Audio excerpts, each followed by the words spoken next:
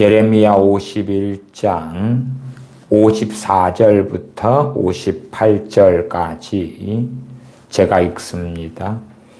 바벨론에서 부르짖는 소리여 갈대아인의 땅의 큰 파멸의 소리로다. 이는 여호와께서 바벨론을 황폐케 하사 그 떠드는 소리를 끊으심이로다. 그 대적이 많은 물에 요동함같이 요란한 소리를 바라니 곧 멸망시키는 자가 바벨론에 임함이라. 그 용사들이 사로잡히고 그들의 활이 꺾이도다. 여호와는 보복의 하나님이시니 반드시 보응하시리로다. 만군의 여호와라 일컫는 왕이 이같이 말씀하시되 내가 그 방백들과 박사들과 감독들과 관장들과 용사들로 취하게 하리니 그들이 영영이 자고 깨지 못하리라. 만군의 여호와가 이같이 말하노라. 바벨론의 넓은 성벽은 온전히 무너지겠고 그 높은 문들은 불에 탈 것이며 백성들의 수고는 헛될 것이요 민족들의 수고는 불탈 것인즉 그들이 쇠폐하리라 하시니라. 아멘. 예레미야 51장 읽은 본문 58절까지가 바벨론에 임하는, 바벨론을 심판하시는 하나님의 말씀들이 선지자 예레미야를 통하여 전해지고 있습니다. 핵심 말씀을 보자면 56절 하반으로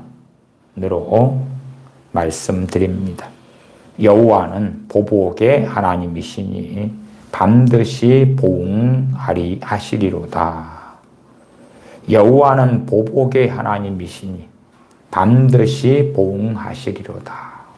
하나님은 자비의 하나님, 긍휼하신 하나님, 사랑의 하나님 맞습니다. 또한 주님께서는 나는 온유하고 겸손하니 말씀하셨음에 전능하신 아버지 하나님께서는 온유하신 분이 맞으십니다.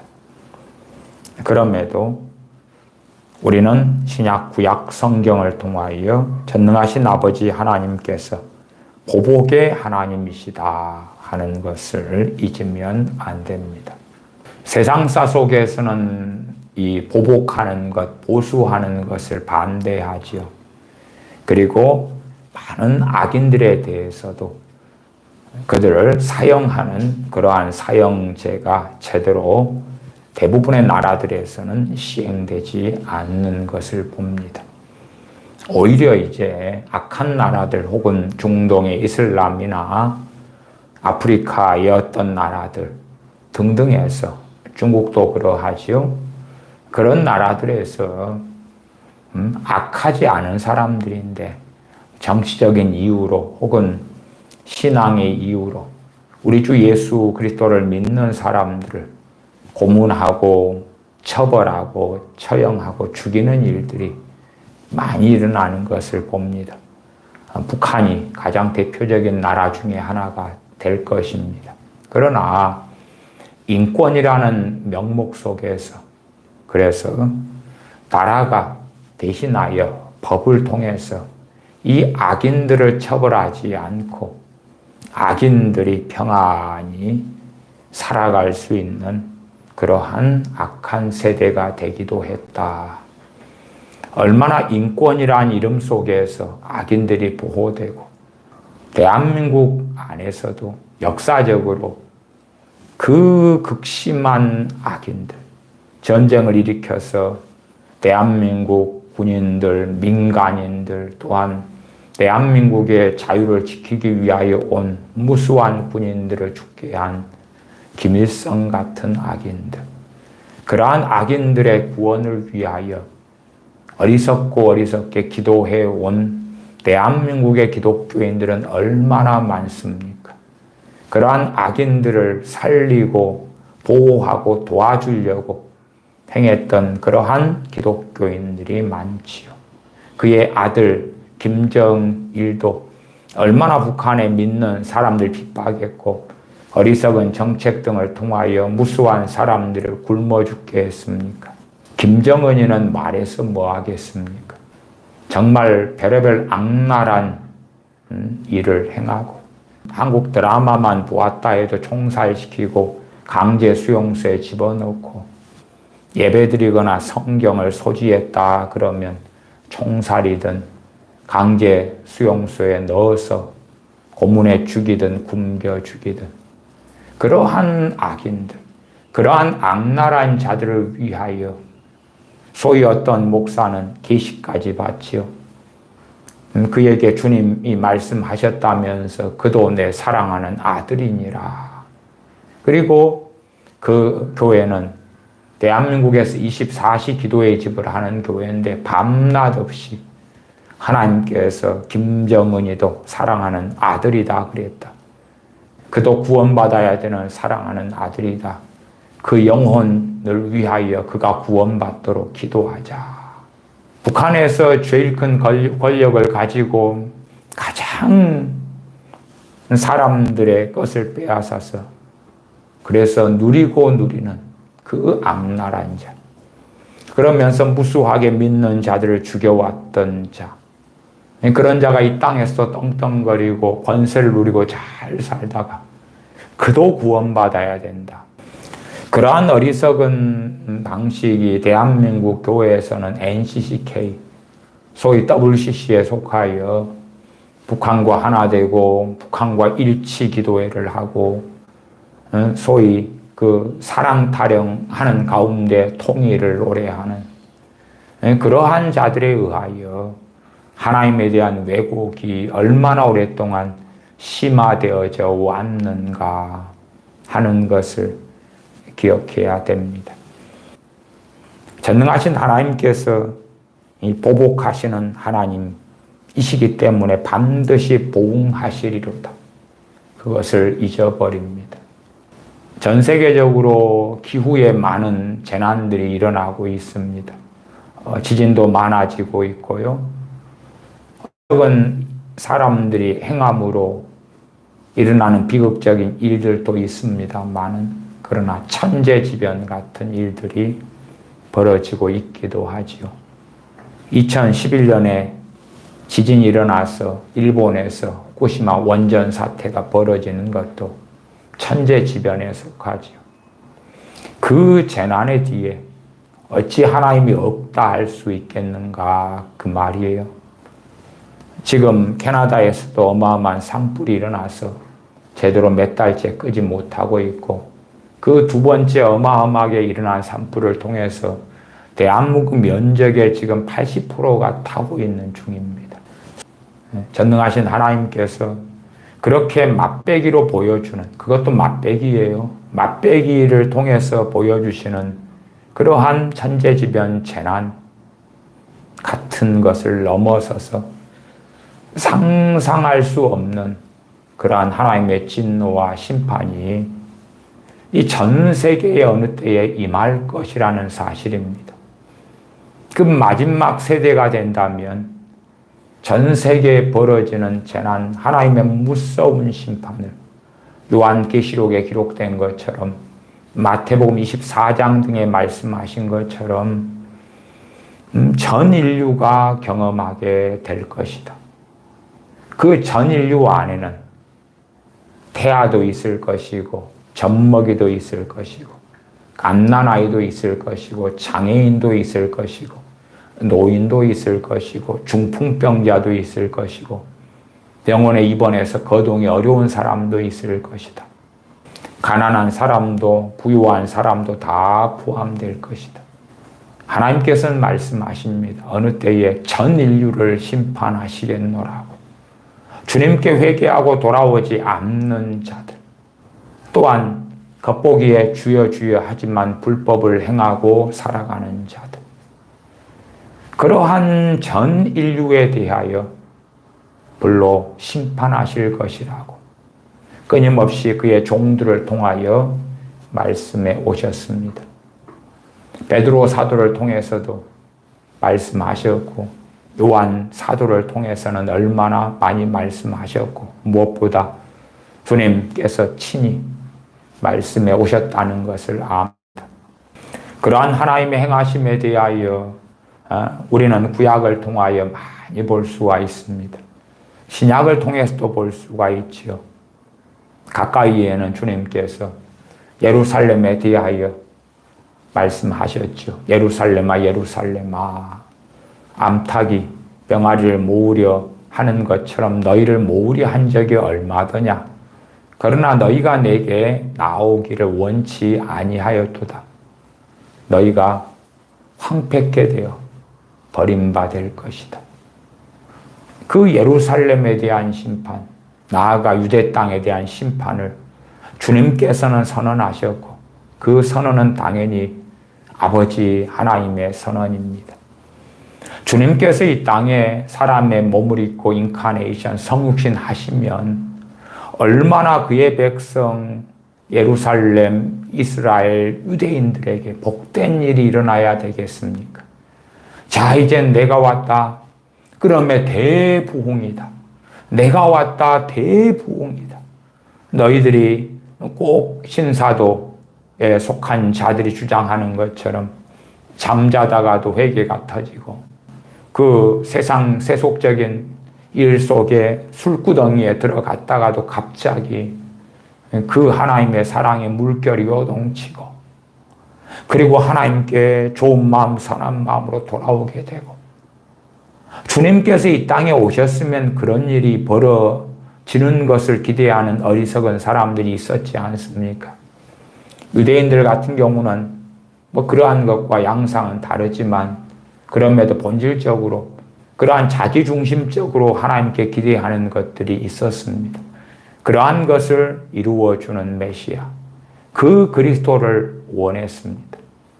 연약하여 십자가에 못 박혀 죽으시는 메시아가 아니라 자신들이 원하는 로마 제국에 맞서 싸우고 나아가 승리할 수 있고 로마 제국의 식민 지배에서 벗어나게 해주고 가난뱅이 천덕꾸러기로 사는 유대인들이 아니라 부국 강병을 이루는 어마어마한 국력을 가진 그러한 전 세계 우뚝 서는 나라, 그러한 나라로서의 이스라엘, 그런 나라로서의 유대 민족을 원했던 것이지요. 저 신사도에 속한 자들 가운데 소위 예언자, 선지자라고 하는 자들은 전 세계 나라에 돌아다니면서 지금까지 얼마나 많이 외쳤습니까? 대부흥이란 이 나라에 올 것이다. 대한민국에도 신사도의 선지자라고 하는 자들이 여럿이 와서 대한민국에 대부흥이 있을 것이다. 언제부터 그랬습니까? 본격적으로 신사도가 시작된 것은 2000년부터지요. 그 전에 90년 중반부터 신사도를 시작하는 자들이 모이고 그리고 비냐드 운동과 하나 되고 합치고 그리고 2000년부터 왕성하게 활동을 했기 때문에 대한민국 교회도 20여 년 이럴 때부터는 부지런히 그 유명한 자들이 오면 대한민국 기독교인들이 환영하고 그들은 외쳤습니다. 대부흥이 일어날 것이라고. 물론 믿거나 말거나지요. 믿거나 말거나지. 왜 20년이 지난 지금도 안 일어났냐 그러면 곧 조금만 더 인내하면 조금 더 믿음으로 기도하면 일어날 것이다. 그렇게 주장하지 않겠는가요? 물론 어떤 자는 두 가지를 이야기하기도 했습니다. 대부흥이 대한민국에 일어날 것이다. 그러면서 또한 전쟁도 일어날 것이다. 그런 것의 순서를 정확히 말하지 않음에 전쟁의 조짐이 일어날 때는 저 선지자님이 전쟁이 일어난다 그랬어. 그러다가 좀 평안해지면 저 동일한 선지자님이 대부흥이 일어난다 그랬어. 코에 걸면 코걸이, 귀에 걸면 귀걸이죠. 제가 지난 시간에 저 박혁 소위 자칭 전도자라 하는 친구에 대해서도 1시간에 걸쳐서 이야기를 했습니다. 그의 거짓말, 나아가서 그의 잘못된 그러한 메시지. 그가 최근에 했던 것도 베네수엘라에 가서 대부흥이 올 것이라고 외쳤지요. 대부흥이 올 것이라고. 그리고 그 대부흥이 남미 베네수엘라에서 아래로 쏟아져 흘러내려가게 될 것이고, 남미에 있는 많은 사람들이 베네수엘라에 가서 그 부흥의 우물을 마시려고, 부흥의 우물에서 나오는 물을 마시려고 베네수엘라로 비행기 타고 차 타고 가게 될 것이라고. 그러면 베네수엘라 사람들은 너무 좋아하죠. 언제요? 대한민국의 대부흥은 언제입니까?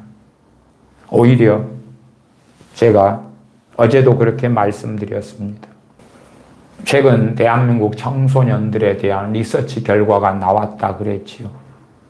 예수님 믿는 청소년들, 예수님 믿어 열심을 가지고 집회에 참여한 청소년들의 예수님의 부활을 믿느냐 할 때에 10명 중에 3명만 믿는다. 10명 중에 퍼센트로 하면 28%만 믿는다. 다른 나라들, 전 세계 26개국 가운데 대한민국이 이제 1개국이니까 25개국에서 온 청소년들, 기독교 청소년들은 비율상 33%가 예수님의 부활을 믿는다. 대한민국 청소년들 믿는다고 하는 청소년들, 기껏해야 28%만 주님 부활을 믿는다 그래요. 교회 다니면서 다소의 종교성만 있어도 그래도 예수님 부활 믿는가 하면은 내게는 안 믿어도 지적으로 예수님 부활 믿는다고 체크하자. 그런 사람들도 다수가 청소년들 가운데 있었지 않겠습니까? 그까지 다 포함하더라도 28%에 밖에 안 된다 그 말이에요. 근데 대부흥은 어디 있습니까? 대부흥은 어디 있습니까? 옛날 90년 초중반 주일학교 중고등부 기준으로 하면요, 지금은 주일학교 중고등부가 얼마가 줄어든 거냐 그러면 90%가 줄어든 것입니다. 며칠 전 국민일보 기사에도 그게 나왔습니다. 90%가. 주일학교 중고등부 가장 황금기가 90년대 초중반, 가장 황금기였다. 그때에 비교하면 90%가 사라졌고 10%가 남은 거죠. 10% 남은 그 비극 속에 있는 것이죠. 그런데 무슨 대부흥이 왔느냐 그 말이에요. 그런 것처럼 미혹하는 자들은 아름다운 걸 이야기하고 부흥을 이야기하고 주님이 만나주신다 그러고 이 자리 임재가 있다 그러고 그럽니다.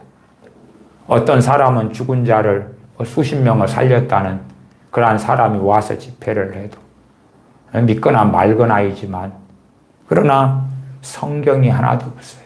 말씀이 하나도 없어요. 말씀이 없어요. 그 박혁이라는 그 친구도 제대로 말씀을 안 전해. 사람들에게 확 뭔가를 끌어올려요. 그럼에도 주님이 증거되는 건 좋습니다. 어떤 방식으로든. 그러나 잘못 증거된 주님에 대해서는 어찌 불법이 아니리요. 그리고 그러한 잘못된 말씀 왜곡되고 그렇게 전해버렸을 때에 어찌 비극이 일어나지 않으리요. 당장은 분위기에 휩싸여서 믿는다고 하지만 그 믿음이 과연 진정성 있는 믿음이 되어질 것인가. 또한 자신의 영상을 10만 명이 보는데 10만 명이 보았던 영상에서도 자매님, 그냥 자기 영상을 듣는 여자들에게 당신을 에스더로 기름 붓습니다. 당신을 에스더로 임명합니다.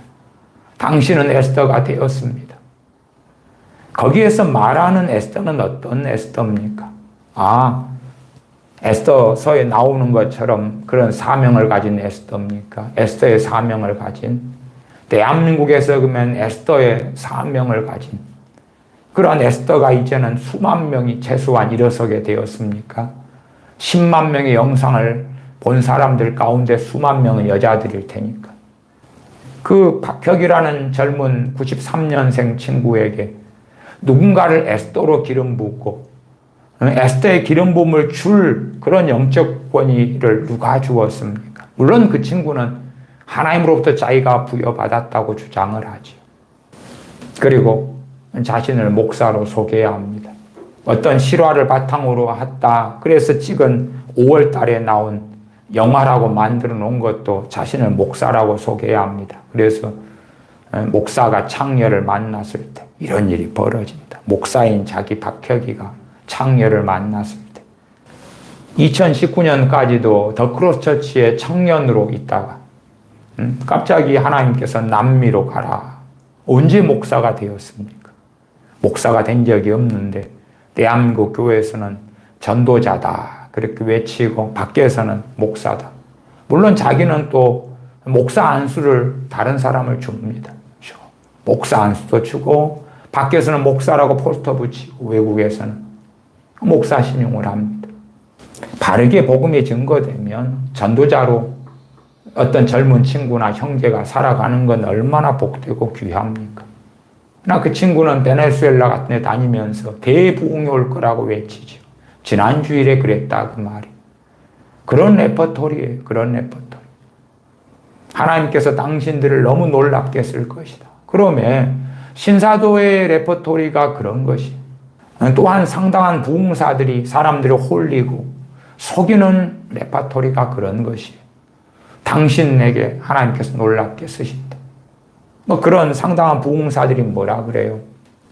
자기 집회에 누가 참석했으면 하나님께서 이곳에 이끌지 않았으면 올 수 없는 자리였다. 아무나 못 온다. 그런데 여기에 왔다. 그 박혁도 자기 영상을 보는 자매들에게 하나님께서 이끌지 않으면 내 영상을 못 보는 건데 내 영상을 봤다는 건 하나님의 섭니다. 그러면 내 영상을 본 자매 당신을 에스더로 기름 붓노라, 에스더로 임명하노라. 그러는 것이에요. 상당히 많이 이단과 사입의 특성 가운데 하나도 그러합니다. 자기 설교를 듣고 자기 집회에 참여하는 사람, 특별한 사람으로 만들고 지금부터는 놀라운 돌파가 일어나고 복이 임하고 기름 부음이 임하고 이제는 BC와 AD처럼 인생과 삶이 바뀌게 된다. 그런 속임수를 쓰는 거죠. 그리고 이제 사람들이 눈에 보이는 것처럼 보여주는 거예요. 뻥뻥 잡아뜨리고 아니면 불카드라고 집어던지면 막 뜨겁다 그러고 뒹굴게 만들고 장풍을 쏘고 입김을 부으니까 사람이 자빠지고 우와 대단한 선지자구나 하나님의 종이구나. 그런 것들을 신사도의 애들이 또 90년대에는 비냐드 계통에 그것을 수입해 와서 대한민국의 많은 부흥사들이 여전히 그러고 있어요. 그러면 실제로 특별한 건 아닙니다. 박혁 그런 친구처럼 만 30살 된 그런 친구처럼 유튜브 상에도 그런 방식으로 행하는 그러한 목사들이나 선교사들도 여럿 있지 않습니까? 하나님에 대하여 그들은 두려워할 줄을 알지 못합니다. 하나님께서 보복하시는 하나님이시다는 걸 숨기고 복 주시는 하나님, 하나님께서는 사랑하시고 돌보시고 은혜 주시고 그 다음에 그것과 함께 가는 것이 뭐냐 그러면 이 인본주의 속에 지독한 인본주의 속에 사람을 높입니다. 사람을 높이는 대표적인 방법을 제가 말씀을 드렸죠. 꼭 장경동 목사씨가 하는 것처럼 당신은 눈에 넣어도 하나님의 눈에 넣어도 뭐 아프지 않다든가 아깝지 않다든가 그런 사람이다. 너무나 귀한 사람이라고 자꾸 세뇌시키고 주입시키는 것입니다. 장경동 목사씨도 얼마나 오랫동안 또한 지금도 대한민국의 유수한 부흥사가 되어서 많은 교회들의 그런 메시지를 전해왔습니까? 주일날이나 예배 때 되면 자기를 따라하게 합니다. 당신들은 하나님의 눈에 넣어도 아깝지 않은 그런 하나님의 사람이다. 자, 따라하십시다. 나는 하나님의 눈에 넣어도 아깝지 않은 두고 보기에도 아까운 그런 사람입니다. 아멘. 여러분 그렇습니다. 여러분은 그런 사람입니다. 외치게 하는 것입니다.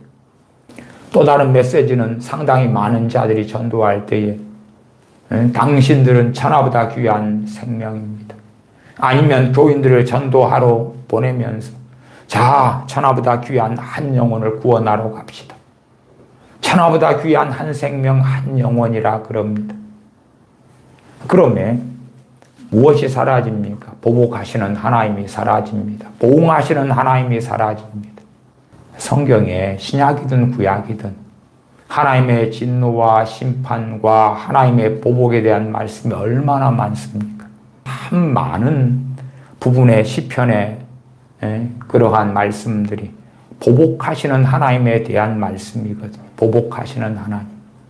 그러면 상당히 많은 사람들이 사랑의 하나님, 자비의 하나님, 구원의 하나님으로 치우쳐 있는데 어떻게 보복하시는 하나님을 이해시킬 수가 있는가? 어떻게 알게 할 수가 있는가? 나아가서 극단적 인본주의가 강화되니까 자기가 너무 귀한 사람인 거예요. 자기가 너무 보배로운 사람인 거예요. 거기에 매몰되어져 살아가는 거예요. 예레미야 51장은 조금 이따 돌아오고 베드로전서 1장을 봐보십시다. 베드로전서 1장 17절을 먼저 봅니다. 베드로전서 1장 17절입니다. 외모로 보시지 않고 각 사람의 행위대로 판단하시는 자를 너희가 아버지라 부른즉 너희의 나그네로 있을 때를 두려움으로 지내라. 왜 두려움으로 지내야 됩니까? 베드로전서 2장에서는 조금 이따 보겠습니다만 2장 9절에 너희는 택하신 족속이다. 왕같은 제사장들이다. 거룩한 나라다. 왕같은 제사장들이다. 그래서 그로 인해서 신앙서적도 많이 나왔지요. 송이철 장로라는 분도 그런 계통의 책도 꽤 많이 썼고 사람들의 극단적 인본주의를 높이는 것이죠. 거기에 빠지면 베드로전서 1장 17절에 너희의 나그네로 있을 때를 두려움으로 지내라. 그걸 어떻게 이해하겠습니까?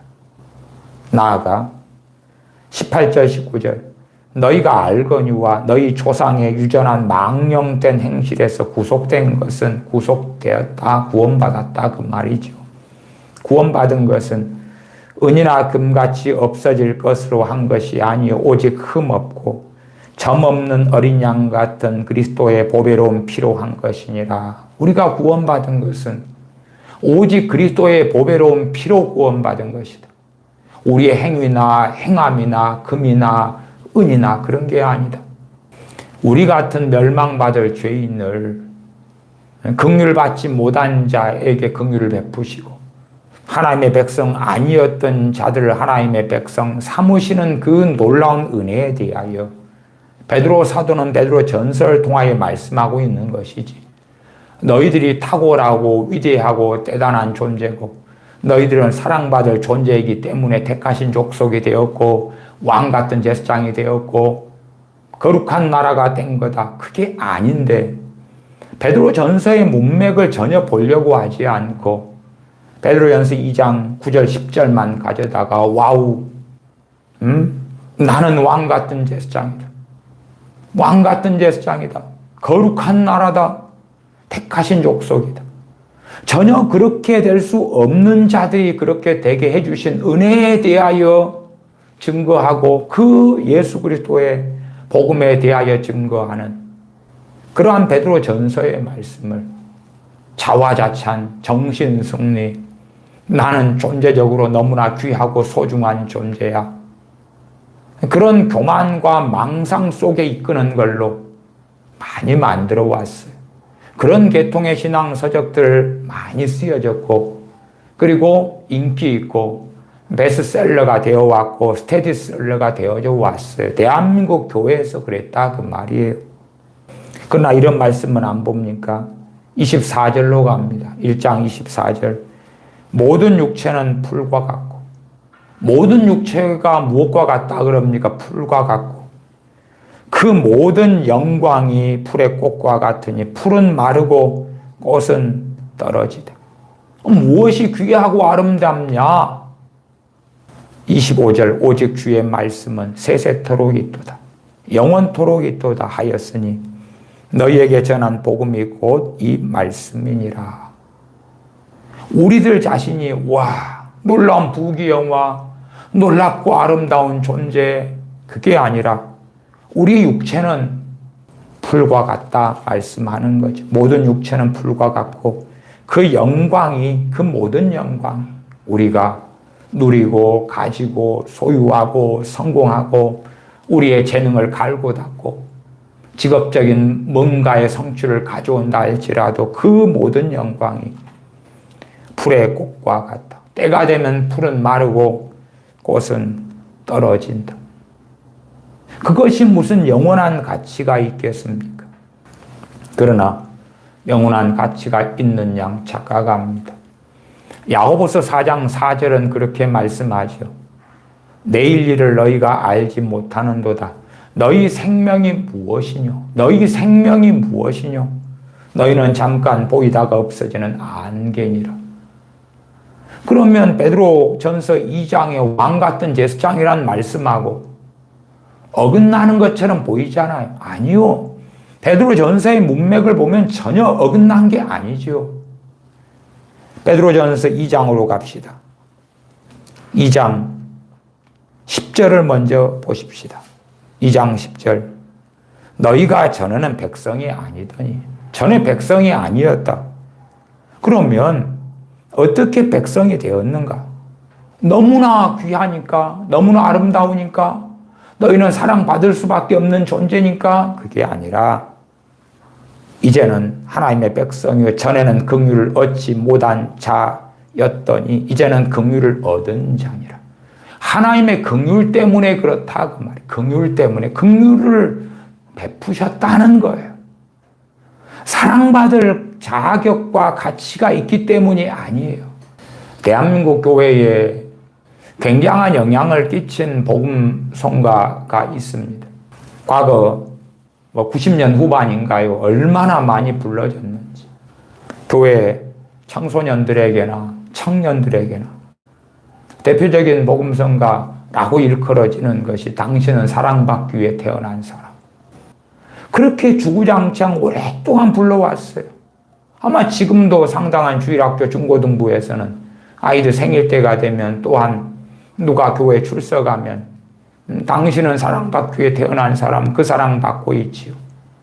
그런 노래나 그런 계통의 노래를 부르겠지요. 불러.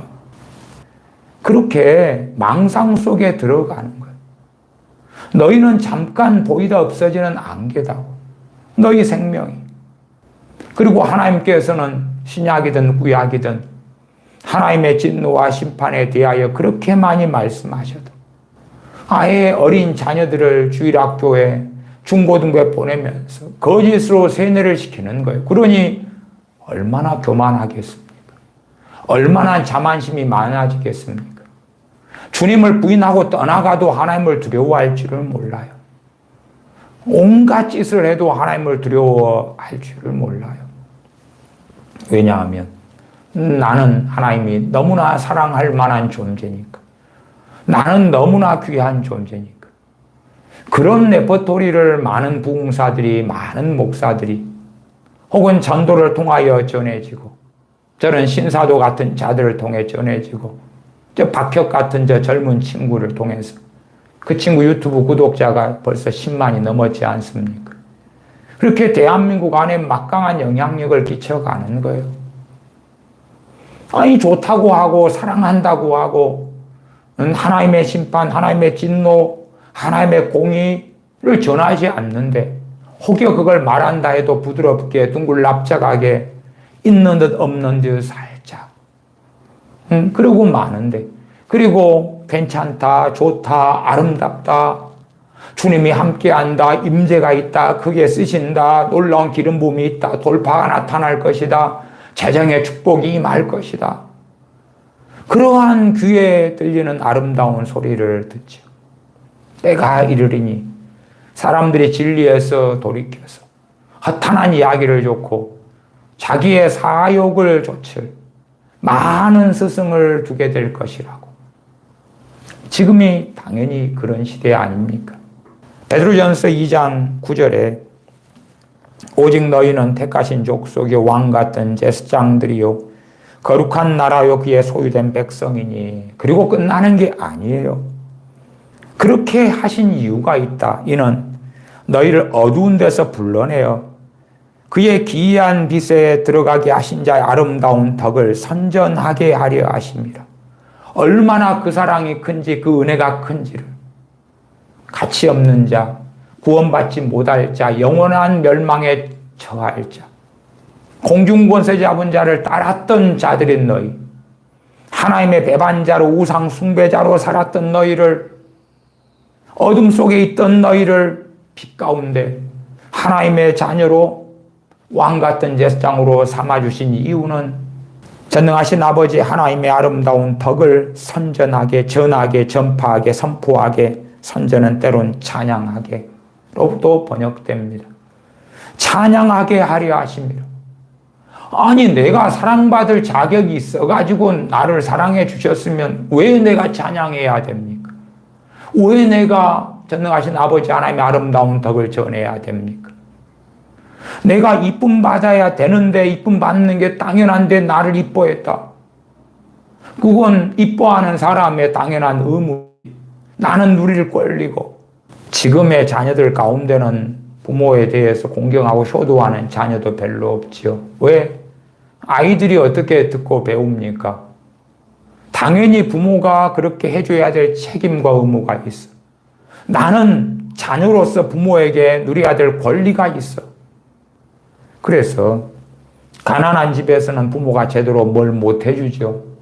그러면 불평불만하고 자신이 누려야 될 권리, 부모가 마땅히 해줘야 될 책임과 의무를 제대로 못한다고 부모에게 원망하고 불평하고, 그 가난한 가운데서도 공부시키려고, 먹고 살게 해주려고 자녀들에게 노력하고 수고하는 부모의 그 은혜가 아니라 자기가 생각하는 100개를 부모가 주어야 되는데 얼마 주지 않는다고 불평, 불만하고 원망하는 가난한 집에 무수한 자녀들이 있어요.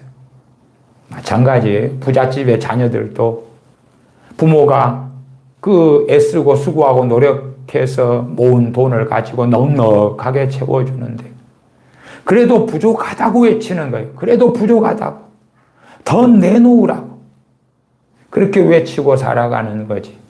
부모의 그 노고와 고단함과 수고와 사랑에 대하여 어떻게 보답할까 하는 가장 기본적인 인성, 인간성, 인격도 버려버리는 그런 시대가 되고야 말았지요. 왜? 그건 당연히 거두는 열매입니다. 사회적으로, 국가적으로 얼마나 인간이 존엄하고 멋지고 가치가 있는가. 그래서 무슨 악한 짓을 해도 사형시켜 죽이면 안 돼. 사람은 너무나 귀해. 전능하신 아버지 하나님께서는 그렇게 보시지 않습니다. 물론 그러시면서도 하나님의 긍휼이 없느냐, 사랑이 없느냐, 그건 전혀 아니죠. 전능하신 하나님 아버지께서는 사랑이십니다. 그러나 사람들이 재단하고 판단할 수 있는 사랑이신 하나님은 아니시다. 하나님의 사랑이신데 사랑이신 하나님께서 어떤 방식의 사랑을 하시느냐가 성경 66권에 명확히 나와 있지요. 성경 66권에 나와 있는 하나님의 사랑, 그것을 알고 깨달아가야 되고, 그러면서 어떨 때 하나님께서 그 진노로, 그 보복으로, 그 심판으로 역사하시는지를 알고 깨달아가야 하지요. 하나님이 심판하실 때 하나님의 진노가 임하고 있는데, 하나님은 곧 놀라운 사랑으로 부흥을 주시고 은혜를 주시고 필요한 것을 공급해 주실 거야. 그렇게 한다면 얼마나 어리석습니까? 유대인들이 반복적으로 그래왔습니다. 반복적으로. 하나님의 두려우심을 선지자들이 그렇게 전했건만 때로는 하나님의 그 사랑도 전했지요. 다른 진리 가운데서. 그러나 그것을 제대로 이해하지 못했지. 하나님의 그 사랑을, 하나님의 그 자비와 긍휼을 엉뚱한 것으로 해석하고 엉뚱한 왜곡을 하고, 그래서 내일 모레 하나님의 진노가 다가오는데도 하나님은 지금 우리와 함께 하셔. 하나님은 우리의 보호자가 되시어 우리의 피할 바위와 산성이 되어 주시오. 그러므로 평안하게 발 뻗고 자자. 그런 이스라엘 사람들의 역사가 반복되어져 왔다 그 말이에요. 발등에 불이 떨어지기 전까지는, 그 전까지는 하나님의 진노가 코앞에 왔어도 괜찮아 괜찮다고 평안하다고 외치는 거짓 선지자들의 외침에 이스라엘 백성들은 환호했고 좋아했고 열광했고 따랐었다 그 말이에요. 예레미야 선지자같이 하나님의 심판이 오고 있다는 외침에 대하여 귀 기울여 들으려고 하지 않고 하나님의 심판 앞에서 겸비하게 엎드려져서 회개하며 하나님의 긍휼과 자비를 구하지 않았다 그 말이에요. 역사적으로 반복되어져 오죠. 어느 나라든지. 저 베네수엘라에 가서 하나님께서 부흥을 주신다고 곧 대부흥이 올 거라고 다른 나라 사람들도 이 부흥을 누리려고 이 베네수엘라에 찾아올 거라고 외치는 게 맞습니까? 얼마나 베네수엘라에 많은 불의와 악이 자행되고 있습니까? 회개하라고 외쳐야 되지. 그러나 그렇게 외치면 베네수엘라 사람들이 좋아하고 즐거워하겠습니까? 베네수엘라의 정권을 가진 사람들, 지도자들이 좋아하겠습니까? 그들에게 복을 주십시오. 그들과 함께 해 주십시오. 그들에게 지혜를 주십시오. 그렇게 기도하지 않습니까? 최근에 베네수엘라에 가서 외쳤던 박혁처럼 그래야지만이 베네수엘라 사람들이 소망이 생기고 기대가 차고 그리고 와 당신은 정말 하나님이 보낸 사람이군요. 그렇게 하는 것이지요. 고린도전서 15장에 사도 바울은 자신에 대하여 기록합니다. 주님께서 부활하신 다음에 그 다음에 시몬 베드로에게 또한 11 사도에게 나타나시고 야고보에게 나타나시고 제일 나중에는 만삭되지 못하여 난 자 같은 내게도 보이셨느니라. 만삭되지 못하여 난 자 같은 나. 질삭동이 팔삭동이지요. 태어나서 온전하게 다 엄마 뱃속에서 있다가 만삭되어져 나온 아이가 아니라 질삭동이 팔삭동이는 건강이 좋지도 않고 연약하고 부족하고 문제가 있고 사도 바울이 자기가 그런 사람이라고 고백하는 거예요. 나아가서 디모데전서 1장 15절에는 미쁘다 모든 사람이 받을 만한 이 말이요 그리스도 예수님께서 죄인을 구원하시려고 세상에 임하셨다 하였도다. 그리스도 예수님께서 죄인을 구원하시려고 의인이 아니라 죄인을 구원하시려고 세상에 임하셨다. 멸망받아 심판받아 마땅할 자들을 구원하시려고 세상에 임하셨다. 그리고 나아가 사도 바울은 고백합니다. 죄인 중에 내가 괴수니라. 죄인을 구원하러 오셨는데 죄인 중에 죄인이, 죄인 중에 가장 악랄한 죄인이 자기다고. 그렇게 고백하지 않습니까? 어릴 때부터 교회에 다니는 어린 아이들을 세뇌시키다시피 때로는 장경동 목사씨처럼 교인들을 세뇌시키고 유튜브 설교를 듣는 자들을 세뇌시키고 그래서 그냥 아무나 오면 인을 쳐주는 것입니다. 자기 인터넷 설교를 듣든지 예배당에 앉아서 오프라인 예배에 참석하든지 그 자기의 말만 들으면 하나님의 눈에 넣어도 아깝지 않는 하나님의 자녀가 되어버리는 것입니다. 그게 얼마나 담대하겠습니까? 그런 짓을 수십 년 동안 한국교회 부흥사로 다니면서 해왔던 거고 지금도 자기 교회에서나 집회에서나 해오고 있는 것이며 제 양반이 자신의 친구 정광훈과 함께하고 그래서 반 미쳐서 복음을 왜곡하면서 어떤 사람이 천국 가느냐 싸가지 있으면 천국 가고 싸가지 없으면 지옥 간다는 것을 주님이 깨닫게 해주셨다 하는 그 말도 안 되는 주님의 복음을 훼손하고 왜곡하는 그 저주받는 말들을 할 수밖에 없는 거예요. 왜? 심는 대로 거둘 수밖에 없기 때문에. 예레미야 51장으로 옵니다. 예레미야 51장 54절부터 읽습니다.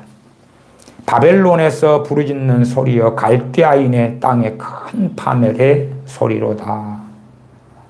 바벨론을 전능하신 아버지 하나님께서 심판하실 때에 바벨론에는 임산부가 없습니까? 태아가 없습니까? 갓난아이가 없습니까? 좌우를 분변치 못하는 아이가 없습니까? 다 있습니다. 다 있어요. 하나님의 심판과 진노가 임할 때에 어른만 당합니까? 그렇지 않지요. 그러나 하나님의 정하신 때에 바벨론을 심판하시겠노라고 선언하시고 그대로 이루셨습니다. 55절 이는 여호와께서 바벨론을 황폐케 하사 누가요? 그냥 역사적으로 인간들이 자기들이 치고받고 하고 자기들이 전쟁 일으키고 자기들이 누구는 죽이고 누구는 살리고 한 게 아니라 바벨론을 황폐케 하신 이는 여호와께서 하셨다.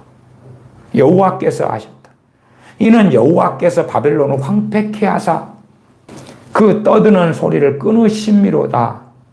그럴 때가 다가온다고 말씀하고 있는 것입니다. 그럴 때가 다가온다고. 그 대적이 많은 물에 요동함같이 요란한 소리를 바라니 곧 멸망시키는 자가 바벨론에 임함이라. 갈대아 사람들을 그 대적으로 하나님께서 세우셔서 메대 바사를 그 대적으로 세우셔서 바벨론을 멸망시킨다고 말씀하는 거예요. 소돔과 고모라처럼 하나님께서 직접 불과 유황으로 심판하시는 경우도 있고, 그러나 인류 역사상에 정말 많은 하나님의 심판은 하나님께서 사람이나 어느 나라, 어느 민족을 통하여 하셨습니다. 하나님께서 여리고성을 진멸하실 때에 불과 유황으로 하신 것이 아니라 이스라엘을 통하여 그들에게 여리고를 진멸하라고 말씀하셨고 이스라엘은 순종했습니다. 가나안을 진멸하라 할 때는 이스라엘 백성들은 순종하지 않았습니다. 그래서 그들에게 끊임없는 올무가 남은 가나안 족속들이 되었던 것이 성경에 반복하여 기록되어 있습니다. 예레미야 51장에 바벨론에 대한 하나님의 심판은 나중에 그 바벨론이 다른 바벨론이지만 요한계시록에 큰 성 바벨론에 대한 심판이 나오지 않습니까? 이때 선지자 예레미야 시대 때의 이 바벨론하고 요한계시록에 나오는 계시록 14장, 16장, 18장 큰 성 바벨론의 심판이 계속 이어집니다. 반복되어 나와 있어요. 요한계시록 14장 8절을 제가 읽어드리면 큰 성 바벨론이여 모든 나라를 그 음행으로 인하여 진노의 포도주를 먹이던 자로다. 모든 나라를 그 음행으로 인하여. 그러면 저는 계시록 14장 8절에서의 큰 성 바벨론에 가장 가까운 것은 그것은 로마 가톨릭과 정교회. 로마 가톨릭과 정교회. 마리아를 신주 단지 모시든 모시고 마리아에게 기도하고 마리아를 숭배하고 그리고 마리아만이 아니라 무수한 성인들, 성상들이라고 하는 것들 그것들에게 기도하고 절하고 그러면서 로마 가톨릭이나 정교회 같은 데는 우리는 마리아를 숭배하는 건 아니에요 하는 교묘한 교리를 만들어내기도 했습니다. 명동성당 저 앞쪽으로 뒤쪽인가 가면은 마리아상이 있고 거기에 촛불을 켜놓고 때마다 얼마나 많은 사람들이 그 앞에 기도하고 있습니까? 그래놓고 마리아에게 기도한다 그러면 아니다는 거예요. 물론 그런 입장이지 마리아를 중보자로 삼는 거지. 그래서 마리아에게 기도하면 마리아가 기도를 받아서 주님께 전해주는 거예요. A라는 성인에게 기도하면 성인이 기도를 받아서 주님 이 사람 이렇게 해달랍니다 하고 전해주는 그런 중보. 그러니까 마리아에게 직접 기도하는 게 아니라 사실은 주님께 기도하고 하나님께 기도하는데 하나님의 어머니인 주님의 어머니인 마리아를 징검다로 삼는 거다 그렇게 하지. 그러나 당신들이 양심 있으면 알지. 너희들이 사용하는 소위 찬송가가 어떻게 돼 있어? 저는 가톨릭 찬송가를 많이 봤습니다. 거기에는 마리아 찬가가 있죠. 마리아를 그대로 누구들이 찬양하잖아. 가톨릭의 찬송가 안에는 요셉을, 마리아의 남편 요셉을 찬양하는 그러한 찬송가도 있잖아, 너희들. 그득하게 해놓고. 너희들 안고 일어설 때 뭐라 그래? 아니, 마리아를 찬양하자. 아베 마리아는 무슨 뜻이요? 어리석은 사람들은 아베 마리아가 무슨 뜻인지도 모르고 유행하니까 아베 마리아 불러대는 그러한 저주받을 행위 속에 들어가는 자들도 있어 오죠. 그러면서 교리적으로는 마리아에게 기도하는 게 아니고 마리아를 경외하는 게 아니고 마리아에게 예배하는 게 아니라고 거짓말하죠. 거기에서 용어가 무슨 흠숭인가 뭔가를 만들어서 장난질을 치죠. 계시록 14장 8절로 하면 큰 성 바벨론이 모든 나라를 그 음행으로 인하여 진노의 포도주를 먹이던 자로다. 대한민국의 기독교인 가운데 상당한 자들은 로마 가톨릭과 형제다. 하나 된다. 일치하자. 신사도애들도 누구와 일치로 들어갔습니까? 로마 가톨릭과 손을 잡고 일치로 들어갔죠. 그래서 그들의 논리는 그것이에요. 우리 개신교에만 있다가 로마 가톨릭과 형제가 되니까 이게 부흥 아니냐. 이게 부흥 아니냐. 그런 궤변을 일삼죠. 큰 성 바벨론의 모든 나라를 그 음행으로 인하여 진노의 포도주를 먹이던 자로다. 하나님께서 큰 성 바벨론에 넘어가서 모든 나라가 넘어가고 많은 민족이 넘어가서 그 음행으로 누구와 음행을 시킵니까? 누구와? 우상숭배 속에, 우상숭배 속에, 성상숭배, 유물숭배. 물론 천국에 성모 마리아는 있을 것입니다만 그 마리아는 얼마나 억울하겠습니까? 자기의 사명을 다 하고 천국에 있는 마리아가 이 땅에서 무수한 사람들이 자기의 기도하고 숭배하는 거예요. 자기를 모방한 우상을 만들어 놓고 석고상을 만들고 그래서 그 앞에 기도하고 집에 그걸 설치해 놓고 그 짓거리를 하는데 얼마나 탄식할 수밖에 없겠는가. 그거 음행이죠, 음행. 그 음행으로 인하여 진노의 포도주를 먹이던 자로다. 그 결과가 모든 나라가 진노의 포도주를 마시고야 말았다. 그 다음에 이 큰 성 바벨론을 전능하신 하나님께서 심판하실 것이다. 14장, 계시록 14장, 16장, 18장 등등에 계속 이어져 나오지. 물론 예레미야 51장의 바벨론하고는 다릅니다. 51장에는 역사적인 바벨론 제국을 이야기하는 것이죠. 느부갓네살 왕이 통치했던 그 바벨론 제국을 이야기하는 것입니다. 그러나 제가 큰 성 바벨론을 말씀드리는 것은 요한계시록에도 명확하게 하나님의 그 진노와 심판이 있고 어느 때에 큰 성 바벨론을 모든 나라를 음행으로 인하여 진노의 포도주를 먹이던 그 큰 성 바벨론이 심판받을 것이다. 심판받을 것이다. 그렇게 말씀하고 있는 거예요. 그러나 마치 나중에는 좋은 세상이 오고 평안한 세상이 오고 멋진 세상이 올 것이다. 부분적으로는 그럴 수 있어요. 부분적으로. 저 중동의 크리스천이 고통받지만 대한민국의 크리스천은 좋은 세월 보내고 있지 않습니까? 북한의 크리스천이 고통받지만은 우리 대한민국의 크리스천은 좋은 세월 보내지 않습니까? 미국의 크리스천은 좋은 세월 보내지 않습니까? 상당한 유럽의 나라들의 크리스천도 좋은 세월 보내지 않습니까? 아프리카 어떤 나라들, 나이지리아 같은데 나이지리아 북부의 크리스천들은 많은 고통과 환란 속에 있지요. 그러나 우리는 좋은 세월 보내고 있지 않습니까? 이게 어느 지역, 어느 나라, 어떤 민족에게 어느 시대에는 좋은 세월 보내는 때가 있고 어떤 데는 고통과 환란을 보내는 때가 있지요. 그러나 궁극적으로 어느 때가 되면 전 세계에 전체가 좋은 때가 오는 건 아니다. 그 말이 전체가 좋은 때가 오는 건 아니에요. 우리도 지금보다는 2019년까지 코로나 전에는 얼마나 좋았습니까? 지금 경제적인 상황도 뭐 실제로 이 한민족 역사 가운데는 가장 좋은 때긴 하지만 그래도 이제 집값이 미친 듯이 올라가고 그렇게 되고 다시 떨어지고 그러한 때보다 상식적인 수준에서 집값이 머물러 있고 경제 성장률 정도에서 올라가고, 사실은 그런 때에 서민이나 중산층에게는 좋은 때죠. 좋은 때죠.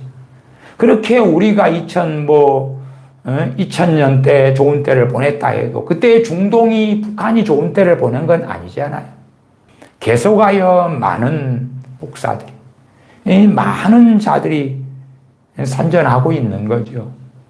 지금보다 더 좋은 때가 올 거라고, 더 아름다운 때가 올 거라고.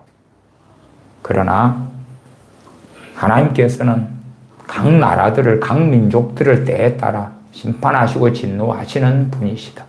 보복하시는 하나님이시다. 제가 로마서 11장도 누누이 말씀드렸죠. 로마서 11장에 높은 마음을 품지 말고 도리어 두려워하라. 로마서 11장 20절이죠. 왜? 하나님께서 원가지들을 잘라버리고 그리고 돌감람나무 가지인 너희를 접붙였다.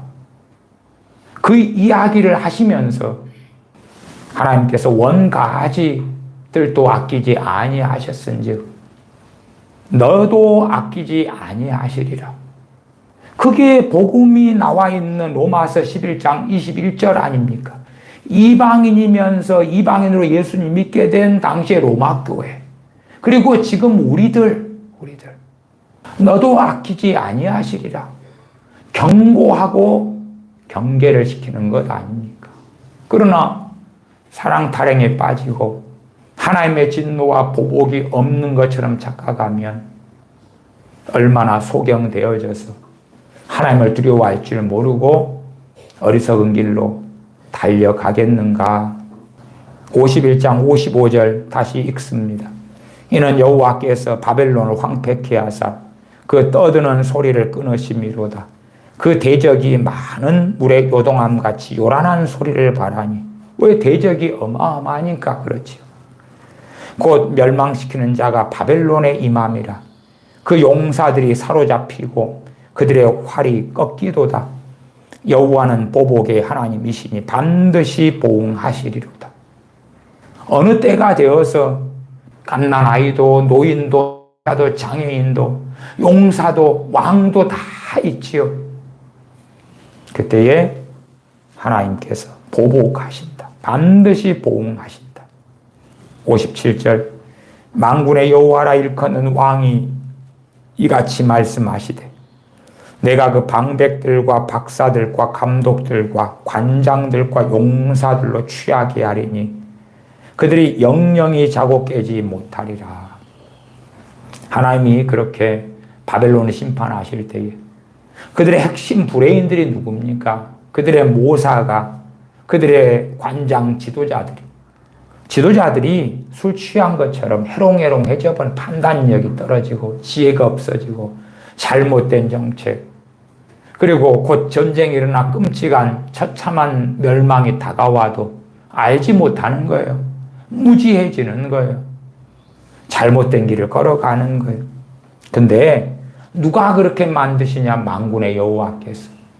그러면 어느 민족에게 하나님의 진노가 임할 때 되면 특징이 그것이에요. 지도자들이 술 취한 것처럼 그렇게 되는 자들이 그 위치에 선다 하는 거예요. 어느 나라들의 지도자들이 얼빠져버리고 정신이 없어버리고 그럴 때가 되면 하나님께서는 그들을 심판하실 그 준비를 하고 계시는 중일 수도 있다. 그래서 전 세계 나라들의 역사나 또한 지금 현재의 나라들의 흘러가는 길도 보면 그런 걸 알 수가 있지 않습니까? 57절 만군의 여호와라 일컫는 왕이 같이 말씀하시되 내가, 주체가 누굽니까? 만군의 여호와, 왕이신 만군의 여호와, 내가 그 방백들과 박사들과 감독들과 관장들과 용사들로 취하게 하겠다. 취하게 하겠다는 게 비유로 사용하신 거죠. 마치 술 취하는 것처럼 취하게 하겠다. 취하게 하리니 그들이 영영이 자고 깨지 못하리라. 딱 취하고 나면 취한 다음에 이제 쓰러져 자지요. 때로는 발가벗고 팬티만 입고 안방인 줄 알고 대문 밖에 자든지 술 취해가지고 자다가 깨지 못해요. 자다가 죽지요. 그렇게 하나님께서 심판하실 거라. 지도자들이 다 술 취한 것처럼 되어져 버릴 때에, 그럴 때에 전쟁을 준비하지 못하고 그 용사들도 취하고 방백들, 박사들도, 감독들도, 관장들도 취하고 취하게 하신다. 요나서를 보시면 요나서에는 두 가지가 나오지요. 하나님께서 니느웨 성, 니느웨 사람들 긍휼히 여기시는 것.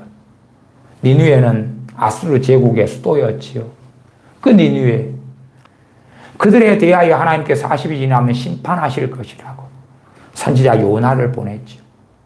요나를 보내신 이유를 요나는 알았지요. 자신을 보낸 이유를 알았지요. 그 니느웨 성에 기회를 주시려 하심을, 그들에게 인애를, 사랑을, 긍휼을 베푸려 하심을 알았지요. 그들이 회개했기 때문에 그렇지, 회개한 건 운명적인 건 아닙니다. 니느웨 사람들의 선택이었지요. 요나 선지자의 외침을 듣고 그들은 금식하며 회개했습니다. 그렇기 때문에 그들은 전능하신 하나님의 진노와 멸망을 당하지 않았지요. 그 두 가지가, 하나님의 진노와 심판과 하나님의 인애가 함께 나와 있지요. 그러나 회개하지 않는 자들은 어떠하냐, 그 말이 어떠하냐. 이 바벨론 제국에 박사로 있고 그러다가 총리가 된 사람이 누굽니까? 다니엘 선지자입니다. 그러면 다니엘 선지자를 통하여 느부갓네살 왕은 하나님의 말씀을 들었고, 그리고 백성들이 왜 안 들었겠습니까? 바벨론에도 니느웨 성의 사람들처럼 얼마나 많은 사람이 있습니까? 좌우를 분간치 못하는 아이들은 얼마나 많겠습니까? 58절입니다. 만군의 여호와가 이같이 말하노라. 바벨론의 넓은 성벽은 온전히 무너지겠고, 넓은 성벽이라면 얼마나 튼튼하고 강하겠습니까? 그러나 온전히 무너지겠다. 온전히 무너지겠다. 그 높은 문들은 불에 탈 것이며 백성들의 수고는 헛될 것이요 민족들의 수고는 불탈 것인지. 백성들의 수고가 헛되다. 그렇게 애써서 집을 장만했고 재산을 모았고 세간사를 장만했고 창고를 지어서 곡식을 저장했고 침략하고 빼앗아서 또한 곳간에 채웠고, 그렇게 일궈놨던 것이 순식간에 다 무너지고 사라지게 하나님께서 하신다. 민족들의 수고는 불탈 것인지 그들이 쇠폐하리라. 그들이 쇠폐하리라. 선지자를 통하여 그렇게 선언하셨습니다. 단지 바벨론만이 아니라 우리는 이 인류가 걷는 종국을 알아야 됩니다. 그 종국이 우리 세대에 올런지 다음 세대에 올런지 혹은 더 이후에 올런지는 모릅니다. 모르지만 인류가 겪어야 될, 인류가 받아야 될 하나님의 진노에 대하여 주님께서나 사도들은 외쳐왔습니다. 왜요? 그것이 우리 세대에 올런지 아닐런지 몰라도 그 하나님의 엄유하심과 하나님의 보복하신 하나님을 듣고 깨닫고 알면서 우리가 평안의 시대를 살다가 죽을지언정 하나님을 두려워하고 경외하고 하나님 앞에 로마서 11장 21절 20절에 두려워하라고, 너희도 아끼지 아니하실 거라고, 하나님께서 원가지들도 아끼지 아니하셨은즉 너도 아끼지 아니하실 거기 때문에 두려워하라고, 하나님을 경외하라고 외치는 그 외침에 귀를 기울이라 하는 것이에요. 우리가 평안하게 살다가 인생을 마친다 해도 주님의 심판대 앞에 섰을 때도 과연 얼마나 평안하게 될 것이냐. 저 서구 유럽에서 잘 먹고 잘 사는 사람들이 잘 먹고 잘 살다가 죽으니까 그 다음엔 그들의 삶과 인생과 신앙과 아무 상관없이 천국에서 떵떵거리고 잘 먹고 영원토록 잘 살게 되겠는가, 그 말이에요. 어제도 독일의 자료들을 가지고 말씀을 드렸죠. 한 해만 해도 개신교인들이, 그들은 국교도로 등록이 돼 있으니까 나 더 이상 개신교인 아니야, 예수님 안 믿을래 하고 삭제해버리는 사람들이 한 해 수십만 명씩 나오고 있다고. 2021년보다 2022년보다 1.5배가 증가됐다고. 그러나 그 독일은 얼마나 잘 사는 나라입니까? 전 세계에서 기술력으로는 거의 최고에 쳐주는 나라 아닙니까? 최고의 기술력 독일, 일본 이런 나라지요. 그 막강한 독일. 그렇게 잘 살고 좋은 길을 걸어가니까 죽은 다음에도 그러겠습니까? 아니기 때문에 한 번 죽는 것은 사람에게 정하신 일이요. 그 후에는 심판이 따르리니. 이 땅에서 오는 심판이 아니라 이 땅에서는 사람들이 악인의 형통처럼 잘 먹고 잘 살고 건강하다가 죽을 수 있어요. 그러나 신구약 성경에 하나님의 심판을 말씀하는 것은 영원한 심판이 있다는 것을 말씀하기 위하여 그렇다. 이 땅에서의 심판도 무서울진데 하나님 앞에서의 하나님으로부터 받는 심판은 얼마나 더 무섭겠는가. 히브리서 말씀에도 이야기하죠. 살아계신 하나님의 손에 빠져들어가는 것이 무서울진저. 56절 하반에 여호와는 보복의 하나님이시니 반드시 보응하시리로다. 이 땅의 하나님의 보응을 보면서 하나님의 영원한 심판을 기억해야 된다 그 말이에요.